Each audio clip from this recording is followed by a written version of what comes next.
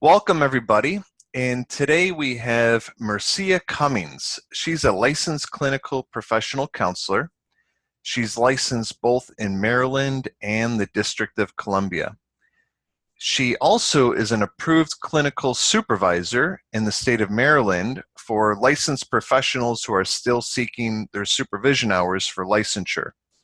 She's also certified to use the Prepare Enrich program for married and pre-married marriage couples.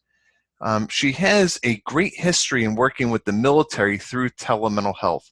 So I'm very excited to have her here today because I know the military and the VA utilize telehealth more than anybody. They have phenomenal research showing how effective telehealth is for the military, how it reduces no-show rates, how it reduces readmission rates, how it's able to reach a lot of people in need that normally would not have received care. So Mercia, thank you so much for joining us. Really glad that you could share your expertise with us. And what I'll do is let me show everyone your website for a minute here. So this is Mercia's website, and this is where you can find her. In the details of this interview, I'll also have her contact information. So you can see she offers the premarital counseling. So if you are a client in either the state of Maryland or the District of Columbia, you could reach out to Mercia for services. Or if you are a associate level clinician counselor in the state of Maryland and needing supervision hours, Mercia is also available.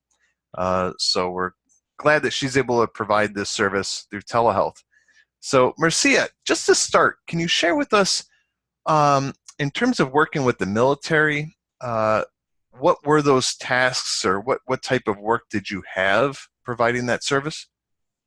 Sure. So it started with the Navy Reserves as a contractor. This would have been about, I think, 2013. It's about 2012, 2013. Mm-hmm. And what we would do is we would reach out to post-deployed service members to check in on them, see how they're doing, and see if they needed resources. So that would be throughout the Eastern Shore, Eastern region. So as far as north as Massachusetts, far south as North Carolina.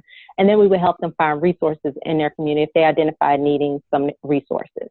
And then I would also travel to each of those states and do briefs on suicide awareness, stress reduction, I guess really anything that they kind of needed at that time.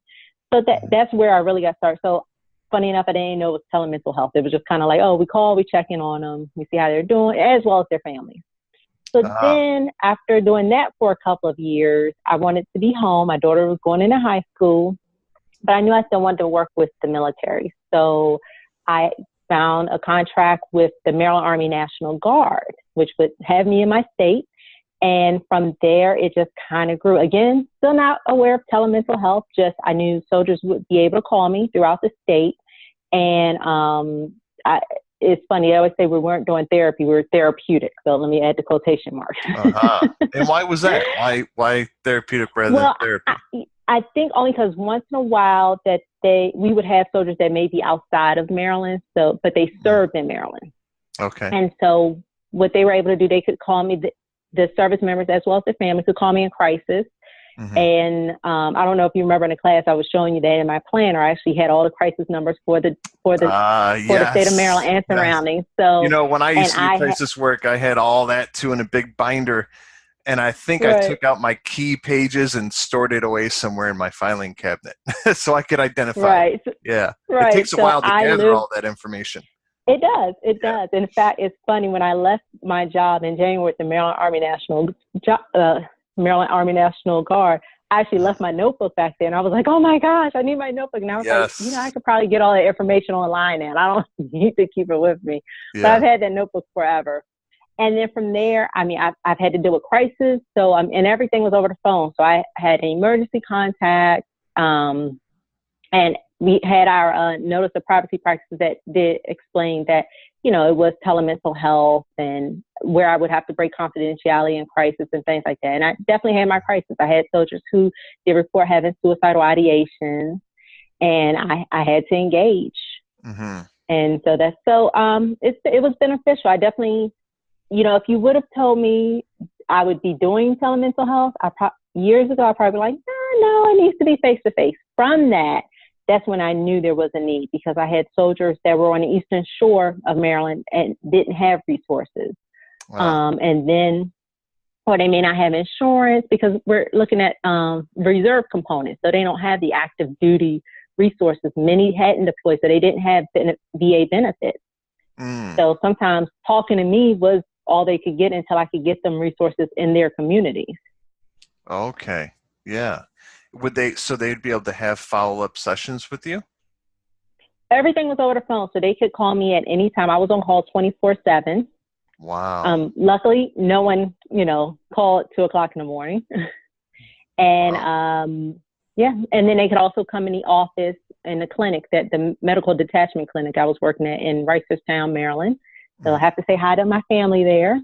Mm-hmm. And they could come in. We also had a psychologist on site that they could see for 2 or 3 sessions, but the goal was definitely get some resources in their community. Oh, okay. Yeah. Wow. That could be quite taxing, being on call all the time. I've done that It, with the mobile it crisis, was. always on call. Yeah. Right. And Yeah. then, I'm in Southern Maryland. That was in Northern Maryland. So I'm an hour and a half away. And remember, I'm covering a whole state at that time. So I'm getting calls from Hagerstown. And then now, if they did call from a different state, I try to get them in contact with my counterparts in those states. Okay. I see. So this was for the reserves. Oh, yeah, for the National Guard, for the Maryland National Army Guard. National Guard. Yeah. Okay.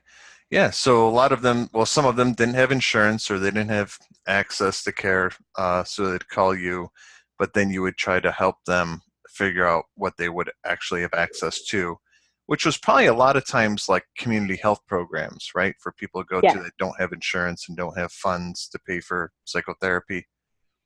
correct. But in the meantime, I'm helping them come up with some coping skills. Again, they could call to Mm-hmm. talk. I would do relaxation techniques over the phone, kind of develop some, short-term goals until I could get them in counseling. Because sometimes I can get them in counseling in a week, a couple of days. And then I've had clients that had specific needs. So they wanted this long list, and it could take a month or two to find that particular counselor. Yeah, yeah, certainly, especially with the community health programs, it could take a long time to get in. Correct. So a lot of clinicians might think, wow, providing therapy over the phone, like, can I really do that? And it sounds like you kind of you would have had those thoughts, going into it. Right. But actually providing therapy over the phone sounds like it worked really well for you. Oh, definitely. I mean, if it had not been available for many of those service members. So when I first started, the Maryland Army National Guard is a perfect example. When I first started, I probably only had 5 folks on my caseload. But Mm-hmm. every year it increased. And I think right when I left, I closed everyone out, made sure everyone was reserved, but referred to something. But a couple months before, I've had at least 20. So to me, that increase showed that they were comfortable with it, and it allowed them to get those resources, and they knew that support was there. And I went out and introduced myself, and there were definitely soldiers who wanted more face-to-face time.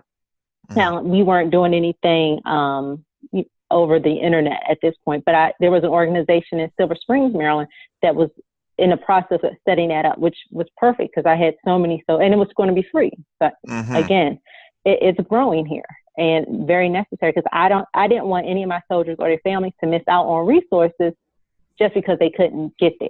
Yeah. Were there soldiers who they wanted to continue receiving services over the phone rather than going somewhere because of the Definitely. convenience? And some just didn't. One, for instance, was a police officer, and he just felt more comfortable being able to call or text. Mm-hmm. He did not want to have face-to-face contact. Mm-hmm. And so I had to specifically find someone that could do video chatting with him or audio chatting. He didn't want to do video. So, and I think that's happened a few times, that they just felt more open and comfortable when they had to actually see me. I couldn't get a lot of information, or I would do quick assessments. So just kind of checking in on soldiers during their annual physical health assessments. And a lot of times they would tell me, oh, everything's great, life is wonderful. So I would give them my card, tell them about what I do, and say, reach out anytime. And within a couple of weeks, they would say, well, you know what, I wasn't completely honest. I realized that I definitely did need to talk to someone, but I wasn't prepared to talk to you in the office. And then they would open up, and I would get them referred. So they felt more comfortable being vulnerable over the phone. Exactly. Than actually going somewhere. Yeah. Yeah, I myself find phone counseling to be awesome because, it's so convenient. You just pick up the phone and you can really tune in, It's right. nice And they were understanding if I didn't answer right away. I would tell them if I'm on the road, I'm not going to answer the phone, but please leave a message. I can call back. And many knew because I lived a great distance. Again, they were very accommodating because I was accommodating them because they could call at 8 o'clock at night. I could do an assessment with them after they got off work, or because I woke up so early.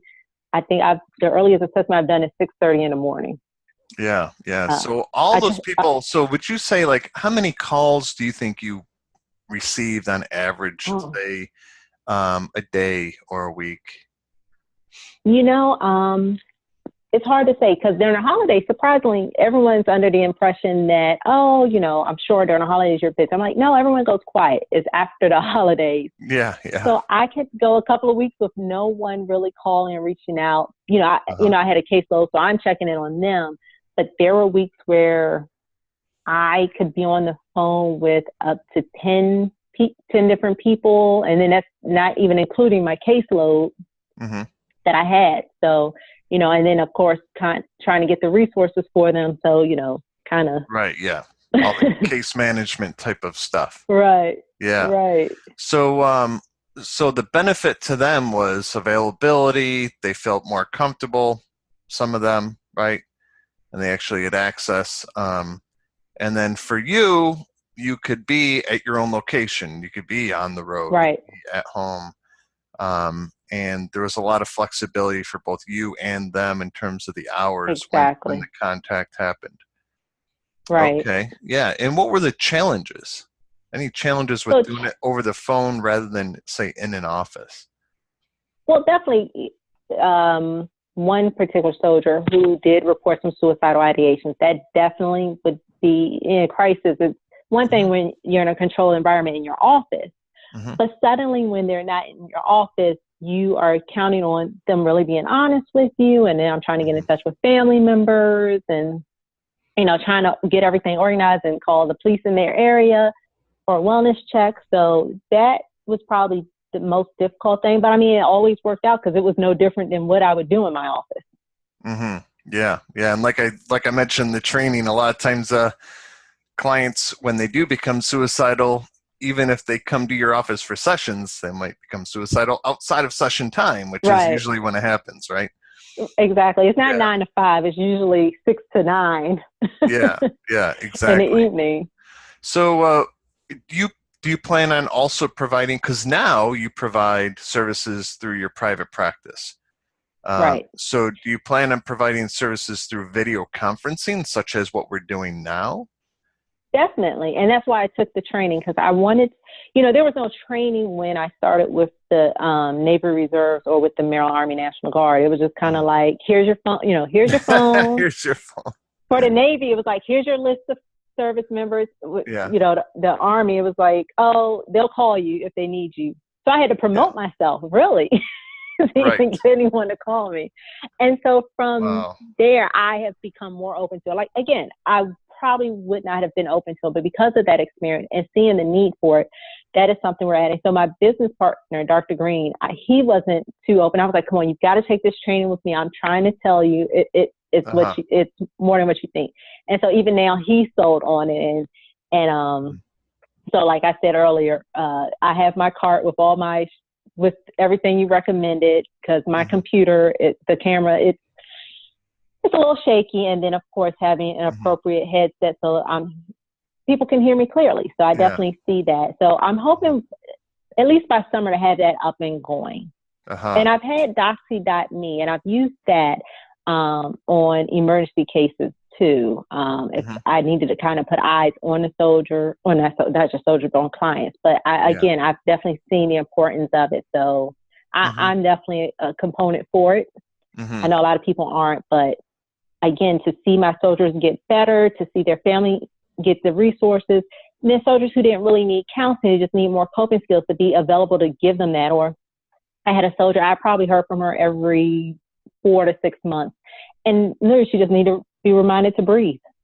Her Mm. anxiety would kick in, I'd be able to talk her through it, get her to breathe, relax, and then I wouldn't hear from her again for another 4 to 6 months. Uh, and so working, like, are you a veteran yourself? I am not. My husband is. He's been in the Air Force Reserve for, goodness, he's going to get me for not remembering, 23 years? Okay, a little while. About 23. Yeah, it's been a So while. you're familiar with the military culture. Um, A little bit. I mean, yeah. I still kept my civilian ways, but I've adopted some military ways as well. Uh-huh. But So and then and working specifically with the military, what type of goals do they bring to the session? And are there any particular skills or sensitivities or awareness that you would recommend that people have when working with the military specifically? well, definitely the stigma. A lot of folks really are afraid to seek assistance in the military because they feel like they're going to be judged.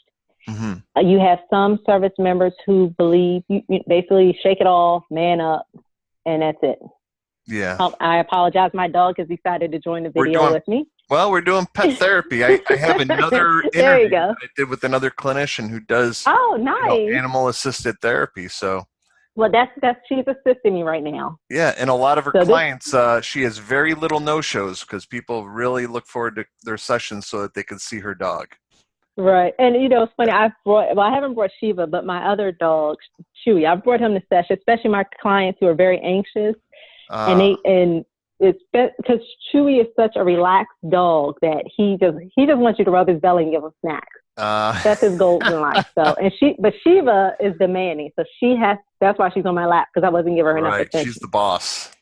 Right. So typically I would be in my office when I would work with even if I was home, I would go to my office to make sure. But since Yeah. today I was like, I want to just go to my living room and be relaxed. I like seeing your dogs. Yeah, it's great. Yeah, so you're Shiva, seeing the stigma and the there's definitely. man up, right? Right. And then, just not being weak. So again, most of the things I saw went back to the stigma of, Hmm. I'm weak if I'm doing this, there's something Hmm. wrong with me, and not realizing most of the service members I came across, it wasn't deployment issues, it was everyday life issues, Uh-huh. finances, employment, marriage. I can't stand my husband. I can't stand my wife.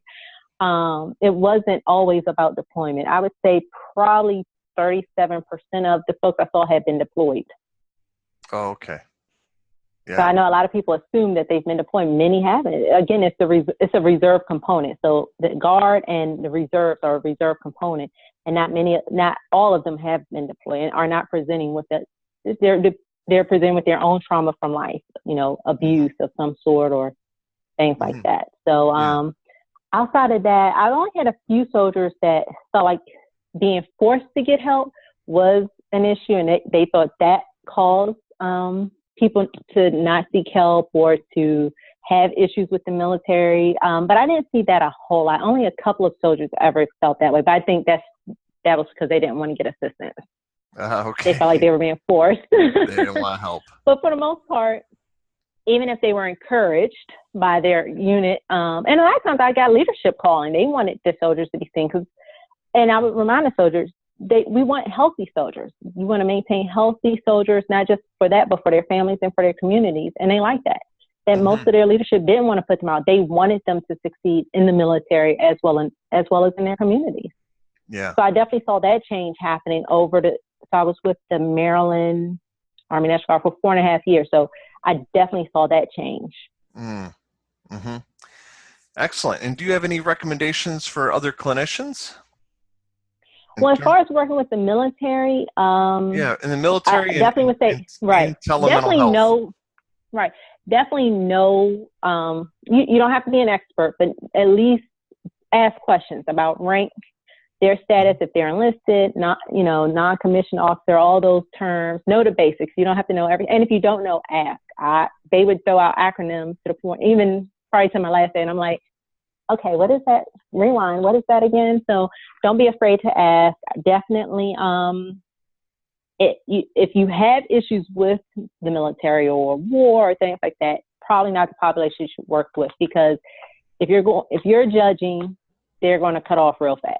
You'll never see them again. So make sure you know your own beliefs about the military wars and things like that, or military engagement.